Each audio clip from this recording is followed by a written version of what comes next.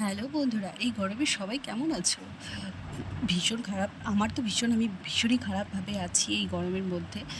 তো এই গরমে এরকম ঠান্ডা ঠান্ডা শরবত খেতে কার না ভালো লাগে। আজকে আমরা বানিয়ে নিয়েছিলাম আম পোড়ার শরবত। আমি আর আমার একটা বোন দুজন মিলেই বানিয়েছিলাম। ও বেশি কাজ করেছিল, আমি একটু কম কাজ করেছিলাম। তো চলো আর বেশি বকবক করছি না, তো কিভাবে আমরা বানিয়েছি সেটাই তোমাদের সাথে শেয়ার করব। চলো দেখতে থাকো স্কিপ না করে ভিডিওটা। তো ফার্স্টে এখানে আমগুলোকে আমরা পুড়িয়ে নিয়েছিলাম। আমরা টোটাল 4টা আম নিয়েছিলাম। ও পুড়িয়েছে, আমি দুজন মিলেই পুড়িয়েছি। তো এখানে আমগুলো পোড়ানো হয়ে যাওয়ার পরে এখানে আমি চোচাগুলো ছুলে নিয়েছিলাম, আর এতটাই গরম ছিল যে ধরতে পারছিলাম না।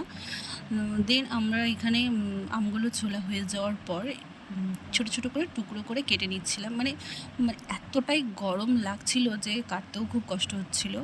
এখানে কাটা কমপ্লিট হয়ে যাওয়ার পর মিক্সিতে এই চিনি আর একটু ওই আমের টুকরোগুলো দিয়ে পেস্ট করে নেব।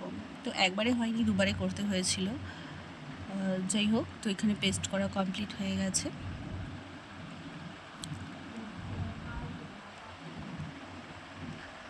তারপর এখানে নর্মাল জল আমের পেস্টটা ওটাতে দিয়ে আর স্বাদ মতন চিনি দিয়ে আমরা একটা ডাল যেটা দিয়ে আমরা করি সেটার সাহায্যে একটু গুলে তার মধ্যে জলজিরা দিয়ে আইস কিউব দিয়ে আমরা এটা শরবতটা তৈরি করে নিয়েছিলাম।